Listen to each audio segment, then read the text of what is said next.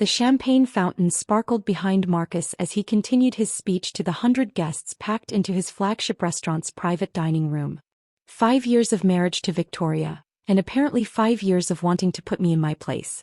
No, seriously, Marcus gestured toward me with his glass, his voice carrying that particular tone of condescension he'd perfected since opening his first restaurant.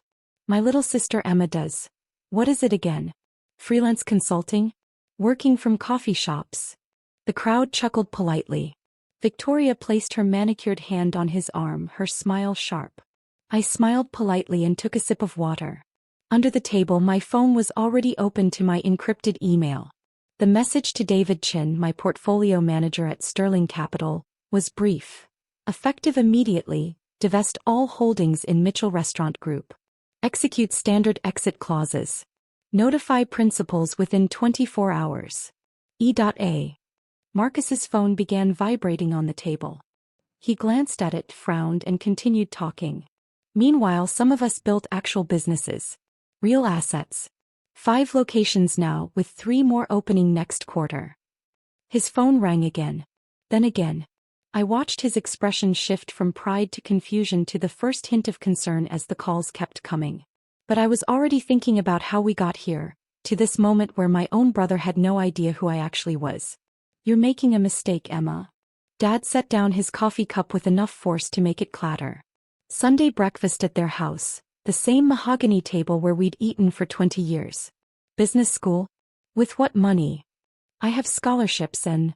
Marcus didn't need scholarships. Mom's voice was quieter but sharper.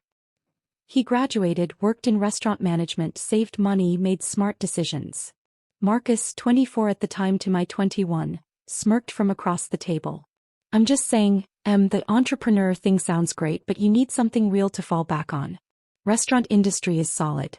I could probably get you a hostess position. I don't want to be a hostess. See? Dad gestured at me like I'd just proved his point. Ungrateful. We offer help, you reject it. I finished my eggs in silence. What they didn't know, what I wasn't ready to tell them yet, was that my freelance consulting had just landed its first major client. A tech startup needed someone to analyze their market positioning and competitive landscape. They were paying me $15,000 for 6 weeks of work. I was 21 years old. I taught myself data analysis, market research, and financial modeling through online courses and business podcasts while working retail to pay rent. The startup's founder had found me through a detailed market analysis I'd posted on LinkedIn that went viral in certain circles. But to my family, I was just Emma. The youngest. The one who didn't have direction. Marcus is opening his second location next month, Mom said, changing the subject to safer ground. The investor group is very impressed. That's great, I said, and I meant it. Marcus had worked hard. His first restaurant, a farm-to-table concept in downtown, had been successful. The fact that our parents helped with the down payment and co-signed his loans didn't diminish that he'd built something real. I just wished he didn't need to diminish what I was trying to build. Over the next 3 years, I kept my head down and my success quiet. The first consulting client led to others. I specialized in market analysis and competitive intelligence for startups and mid-size companies. My rate went from $15,000 per project to $35,000, then $75,000. By year 4, I'd incorporated as Anderson Strategic Consulting and hired 2 researchers. We worked remotely, kept overhead low, and delivered insights that helped our clients make multi-million-dollar decisions. Our annual revenue hit $1.2 million. At family gatherings, I was still doing freelance work from coffee shops. Emma's project this month is for some tech thing, Mom would explain to relatives, her tone apologetic.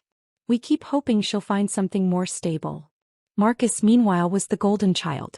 3 restaurants became 4. He was featured in the local business journal. Dad kept the article framed in his office. I was genuinely happy for him. But I noticed something in the financials he'd occasionally mention. Ambitious expansion, high overhead, tight margins. The restaurant industry is brutal. Success is fragile. So when Marcus mentioned at Thanksgiving that he was looking for additional investors for his 5th location, I made a phone call. David, I want to talk about diversification. David Chin had been my portfolio manager for 18 months. My consulting firm's success had given me capital to invest, And David had helped me build a diverse portfolio: index funds, real estate, and strategic positions in promising companies. What kind of diversification? David's voice was cautious. He knew me well enough to know I didn't make casual calls. My brother's restaurant group, Mitchell Restaurant Group. They're seeking $6.3 million for expansion. Silence on the line. Then, Emma, mixing family and business. I know the risks, but I've analyzed their financials. Strong revenue, good locations, competent management. The risk is calculated. And I want to help him. Help him or help you? I smiled even though he couldn't see me. Both. Structure it through a blind LZ. He'll know he has an investor. He won't know it's me. Why the secrecy? Because I want him to succeed on his own merits. And because... I paused. Because I want to see if success changes how he treats me. David was quiet for a moment. That's either very generous or very strategic. Can't it be both? 3 weeks later, Mitchell Restaurant Group received a $6.3 million investment from Cascade Holdings LLC, a private investment vehicle that, on paper, had no connection to me whatsoever. Marcus was ecstatic. He called me from the signing, voice bright with excitement. Emma, we got the funding. This changes everything. We can open 3 new locations next year instead of 1. That's amazing, Marcus. I'm so proud of you. Yeah, well, some of us actually, build real businesses. His tone was joking, but the edge was there. Maybe you should think about getting into something more substantial. I could always use a marketing consultant if your freelance thing isn't working out. I looked at my computer screen at the email from David confirming the investment had cleared. $6.3 million of my money flowing into my brother's dream. I'll keep that in mind, I said. Marcus's restaurant empire grew. 7 locations, each one featuring his signature farm-to-table concept with locally sourced ingredients and craft cocktails. The business press loved him. He was profiled in regional magazines. He spoke on panels about sustainable restaurant practices. At family dinners, he'd talk about his challenges: staffing issues, supply chain problems, the constant pressure of competition. I'd listen and occasionally offer thoughts, suggestions gleaned from my work analyzing dozens of industries. That's cute, he'd say, patting my hand. But running a real business is different from whatever consulting theory you read about. My consulting theory was now a firm with 12 employees and $8.4 million in annual revenue. We'd expanded into strategic planning and even M&A advisory for mid-market companies. I'd personally managed projects that helped clients identify acquisition targets, negotiate deals, and optimize operations. But to Marcus, I was still his little sister playing at business from coffee shops. My investment in his restaurant group, meanwhile, was performing exactly as projected. The 20% equity stake I held through Cascade Holdings had appreciated nicely. His restaurants were profitable, well-managed, and expanding sustainably. Then Victoria entered the picture. She was beautiful, ambitious, and shared Marcus's view of the world. Specifically, the view that I was the family's underachiever. An event planner with her own boutique firm, Victoria understood real business in a way I apparently never could. At their engagement party, she pulled me aside. Marcus mentioned you do some kind of online consulting? That's so cute. I have a friend who does social media management. Maybe you two could connect. Similar vibes, I smiled. That's thoughtful. I'm pretty busy with my current clients, but thank you. Oh, of course. I just mean, when you're ready for something more serious. Marcus always says you're so smart, you just need focus. I wondered what Victoria would think if she knew that my online consulting firm had just been approached by a Fortune 500 company to lead a competitive intelligence project worth $2.3 million. The wedding was beautiful. Marcus spared no expense. A vineyard venue, 200 guests, a band flown in from Nashville. During his speech, he thanked his parents for their unwavering support, his business partners for believing in him, and his amazing team at the restaurants. He thanked Victoria for standing by him through the challenges of entrepreneurship, for understanding what it takes to build something real. He didn't mention me. Not even in the casual family acknowledgments. I told myself it didn't matter. I wasn't here for recognition. I was here because he was my brother. But it stung. Which brought me to tonight. 5 years married, 7 restaurants, and Marcus at the peak of his public confidence. The party was at his flagship location, the original downtown restaurant that had started everything. White tablecloths, ambient lighting, a live jazz trio in the corner.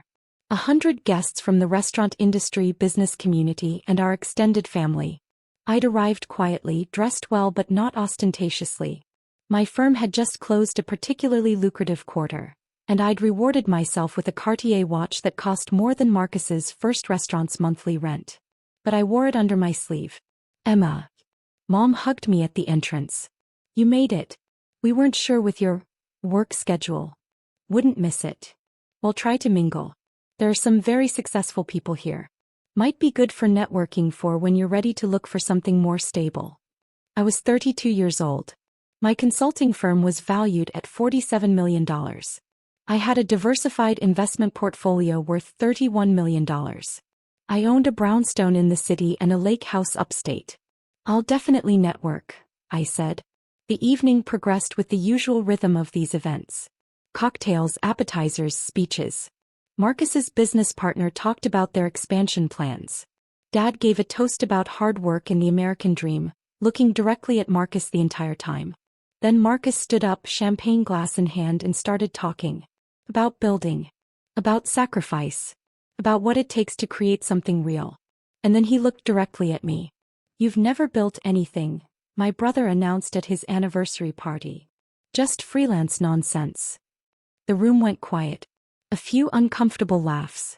Victoria smiled beside him, encouraging. No, seriously, he continued. My little sister Emma does. What is it again? Freelance consulting? Working from coffee shops. More polite laughter. Meanwhile, some of us built actual businesses. Real assets.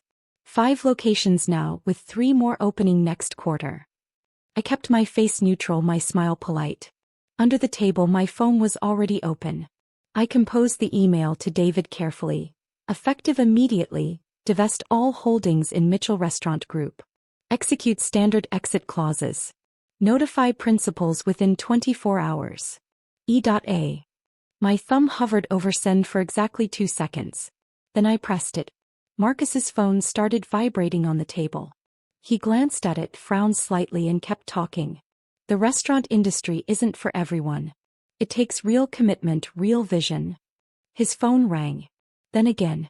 Then a text notification lit up the screen. I watched his face change. Confusion first, then concern. He picked up the phone, glanced at the screen, and his expression shifted to something I'd never seen before. Actual fear. Excuse me, he muttered, stepping away from the microphone.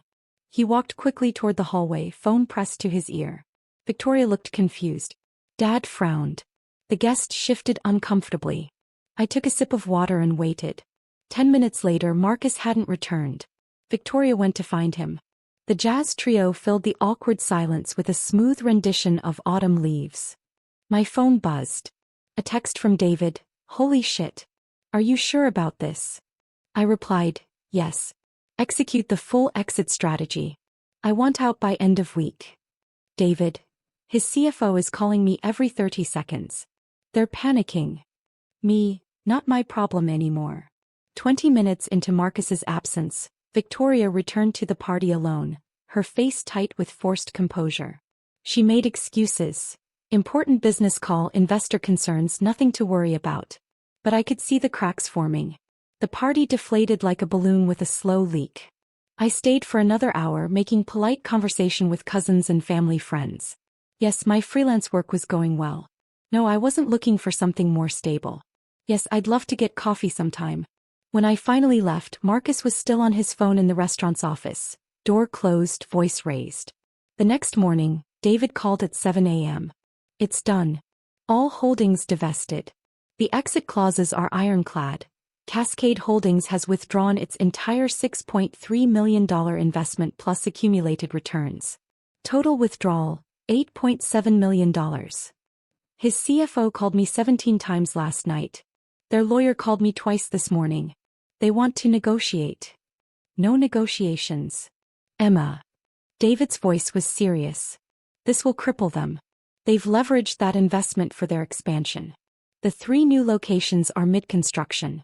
Their credit lines are built on that capital stability. I know. You're essentially forcing them into emergency fundraising or they'll have to sell assets, restructure, possibly close locations. I know, David. I wrote the initial investment analysis, remember? Silence on the line. Then, what did he say to you? I looked out my brownstone's window at the morning sun filtering through the trees. He said I've never built anything. That my work is freelance nonsense. And you're proving him wrong by destroying his business? No. I'm proving him wrong by showing him exactly how much of his business I built. My phone rang throughout the day. First, Mom. Emma, Marcus says there's some kind of investor crisis. He seems really stressed. Do you know any business consultants who could help? The irony was almost painful. Then Dad, your brother's having some financial difficulties with his expansion. I know you don't really understand these things, but if you hear of anyone with capital looking to invest, I wondered if they'd still think I didn't understand these things when they learned the truth. Finally, late afternoon, Marcus himself called. Emma. His voice was raw, exhausted. I need to tell you something. There's a situation with one of our major investors. They're pulling out. It's really bad. I'm sorry to hear that, Marcus. Yeah. Look, I know I haven't always been the most supportive of your consulting thing. But I'm wondering if maybe you know anyone in the investment world? Anyone who might be interested in restaurant ventures. I looked at my computer screen at the spreadsheet showing Mitchell Restaurant Group's complete financial structure, the analysis I'd maintained for 4 years as their silent partner. Actually, Marcus, we should talk. In person. Tomorrow morning. Yeah. Yes. Thank you, Emma. I appreciate this. I know I don't say it enough, but I appreciate you. We met at a coffee shop, one of those places where I apparently did all my freelance nonsense. Marcus arrived looking like he hadn't slept. Designer suit wrinkled, beard unkempt, eyes red. Thanks for meeting me, he said, ordering a large black coffee. I've been up all night with lawyers and accountants. What happened with your investor? Cascade Holdings. They're pulling their entire stake. $8.7 million gone. Just gone. No warning, no explanation beyond some boilerplate contract language. He ran his hands through his hair. We built our expansion plans around that capital stability. 3 locations mid-construction, lease commitments, vendor contracts. We're looking at potential bankruptcy if we can't replace the funding in the next 60 days. That sounds serious. It's catastrophic. Victoria's freaking out. Dad's calling in favors trying to find bridge financing. And He looked at me, really looked at me, vulnerability raw on his face. I just keep thinking about everything I said at the party. About building things. About real businesses. He laughed bitterly. Some builder I am. One investor pulls out and the whole thing could collapse. I sipped my coffee. Let him sit with it for a moment. Marcus, can I ask you something? Did you ever wonder about Cascade Holdings? Who they were, where they came from? He frowned. They were vetted by our lawyers. Private equity, clean background check. Why? I pulled out my iPad and opened a file. Turned it so he could see the screen. Cascade Holdings LC. Registered in Delaware. Sole managing member. Anderson Strategic Consulting. Principal, Emma Anderson. Marcus stared at the screen. Read it once. Twice. Looked up at me with confusion that slowly transformed into disbelief. What is this? That's the investment vehicle I used 4 years ago to invest $6.3 million in Mitchell Restaurant Group. I'm Cascade Holdings, Marcus. I've been your major investor for 4 years. The color drained from his face. You're joking. I pulled up more documents. The original investment agreement with my digital signature. Bank transfer records. Quarterly reports I'd reviewed. Board meeting minutes I'd received as principal stakeholder. I'm not joking. Anderson Strategic Consulting isn't freelance nonsense from coffee shops. It's an $8.4 million annual revenue firm with 12 employees. We do strategic consulting for Fortune 500 companies and mid-market M&A advisory. And 4 years ago, I diversified my portfolio by investing in my brother's restaurant venture because I believed in him and wanted to help him succeed. Marcus's hands were shaking. Why didn't you tell me? Because I wanted you to build it on your own merits. I wanted to see your success be real, not questioned or diminished because your little sister helped. And I paused. I wanted to see if success would change how you treated me. Emma. It didn't change, Marcus. You got more successful, more confident, more publicly celebrated. And I stayed the family disappointment. The one doing freelance nonsense. The one who didn't understand real business. He opened his mouth. Closed it. No words came. At your anniversary party, I continued, my voice steady, you stood in a room full of successful people, in a restaurant that exists partly because of my capital, and you humiliated me. You mocked my work. You dismissed everything I'd built. And your wife laughed. I didn't know. You didn't know because you never asked. In 7 years, Marcus, you never once asked detailed questions about my work. You never asked to see my office, meet my team, understand what I actually do. You assumed. You dismissed. You diminished. I pulled up the email I'd sent to David. Showed him the timestamp. I sent this email at 8:43 p.m. on Saturday night. While you were giving your speech about building real businesses, I was withdrawing $8.7 million from your company. Your phone started ringing within minutes. Marcus looked like he might be sick. The exit clauses are standard and legal. You signed them. Your lawyers approved them. Any major investor has the right to divest with proper notice. I gave you the notice required by the contract. But why? Emma, why would you destroy? I'm not destroying anything. My voice was harder now. You built something real, Marcus. You have 7 profitable locations, a strong brand, good management. You can survive this. You'll have to restructure, maybe scale back the expansion, possibly sell 1 or 2 locations to stabilize. But you'll survive. I closed my iPad. What I'm destroying is the illusion. The illusion that I'm the family failure. The illusion that my work doesn't matter. The illusion that you built your empire entirely alone. I didn't build it alone. His voice was barely a whisper. You funded half of my expansion. Not quite half. 20% equity, $6.3 million initial investment. But yes, your little sister, the one who never built anything, was your silent partner for 4 years. The coffee shop hummed with morning activity around us. Students on laptops, freelancers in corners, business people grabbing drinks before work. People building things in coffee shops. What happens now? Marcus finally asked. Now you figure out how to save your business. You have 60 days before the capital withdrawal is complete. You can seek new investors, restructure your debt, sell assets. You have options. Would you reconsider? I looked at my brother. Really looked at him. The golden child who'd been celebrated while I was dismissed. The successful entrepreneur who didn't realize his success was partially built on the foundation I'd provided. No. But I'll give you something more valuable than money. I pulled a business card from my wallet. This is my firm's contact information. If you want to hire Anderson Strategic Consulting to help you through the restructuring, to analyze your options and build a sustainable path forward, I'll give you the family discount. 50% off our usual rate. You'd still help me? After everything You're my brother, Marcus. I invested in you because I believed in you. That hasn't changed. What changed is that I'm done being invisible. You want my help. You acknowledge what I built. You acknowledge who I am. You treat me like the successful businesswoman I've been all along.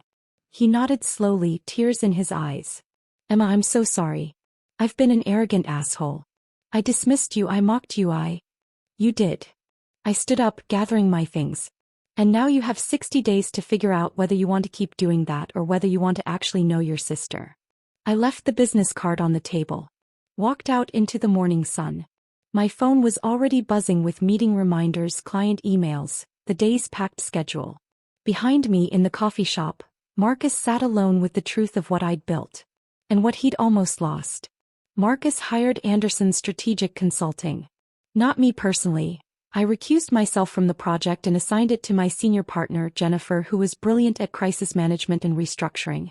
The solution Jennifer crafted was elegant. Mitchell Restaurant Group sold 2 of their 7 locations to a regional chain for $4.2 million. Used that capital plus emergency bridge financing from a credit union to stabilize operations. Scaled back expansion from 3 locations to 1, focusing on their strongest market. They'd survive. Smaller than Marcus had planned, but sustainable and profitable. The family found out the truth in pieces. First, Mom, when Marcus finally explained who Cascade Holdings was.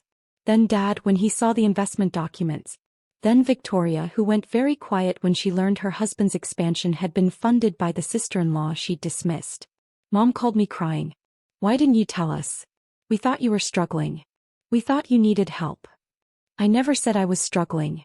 You assumed. But you never corrected us. Would you have believed me if I had? Silence on the line. We both knew the answer. Dad's call was shorter. Stiffer. Your mother tells me you've been quite successful in business. I wish you'd shared that with us. I tried to, Dad. You told me I was making a mistake. That Marcus's path was the smart one. Well, you've certainly proven otherwise. It wasn't an apology. But it was acknowledgement. For now that was enough. The family dynamics shifted like tectonic plates. Subtle at first, then undeniable. At Sunday dinners, people asked about my work with genuine curiosity. Cousins who'd barely acknowledged me before suddenly wanted to connect on LinkedIn. Marcus and I met for coffee every 2 weeks. Not at my suggestion. His. Tell me about the Fortune 500 project, he'd say. Or, how did you structure the investment vehicle? Or, what made you decide to incorporate? He was learning who I actually was. And I was learning that underneath the arrogance and dismissal had been his own insecurity. The fear that success was fragile, that he needed to be the best to have value. I put you down, he admitted one morning, because it made me feel bigger. If you were small, I was important. It was petty and cruel, and I'm sorry. Yes, I agreed. It was. I don't know if I can ever make it right. You can't change the past. But you can change now. I looked at him across the coffee shop table. You can be the brother who sees me. Who respects what I've built. Who treats me like an equal. You're not my equal, Emma. He smiled slightly. Your business is 3 times more valuable than mine ever was at peak. You're leagues ahead of me. It was strange hearing him say it. Validating and sad all at once. Victoria sent me a formal apology email. 3 paragraphs of carefully worded contrition about misunderstandings and not realizing. I replied politely and kept her at arm's length. Some relationships couldn't be rebuilt. The anniversary party became family legend. The night everything changed. When Emma, quiet Emma who worked from coffee shops, revealed she'd been the power player all along. Mitchell Restaurant Group stabilized. 5 locations, profitable and sustainable. Marcus was quoted in a Business Journal article about learning to build smart instead of big. He mentioned his strategic consultant in the article. By name. Anderson Strategic Consulting got 3 new client inquiries from the publicity. My firm landed its largest contract to date, $4.7 million to advise on a major tech acquisition. We'd grown to 16 employees. I was looking at office space because we'd outgrown the remote model. At Christmas dinner, I arrived to find my business profile from Forbes magazine framed on the wall next to Marcus's restaurant features. We're proud of both our children, Mom said, gesturing to the wall. Both of you built something remarkable. It had taken a crisis, a confrontation, and $8.7 million withdrawal to get here. But finally they saw me. Marcus stood up to give the holiday toast. He raised his glass and looked directly at me. To Emma, he said. Who taught me that building something real means building it on truth. Who invested in me when I didn't deserve it. Who had the courage to let me fail when I needed to learn. He paused, emotion in his voice. And who built something extraordinary from coffee shops, exactly like she said she would. The family raised their glasses. To me. Finally to me. I smiled and nodded. To building things, I said quietly. But I was thinking about that night at the anniversary party. The moment my thumb hovered over send on that email. The moment I chose myself over keeping his secrets. You've never built anything, he'd said. I built everything, I thought. Including the lesson you needed to learn. And sometimes the most important thing you build is the boundary that says, you will see me or you will lose me. Marcus learned that lesson the hard way. But he learned it. And that, in the end, was worth more than $6.3 million.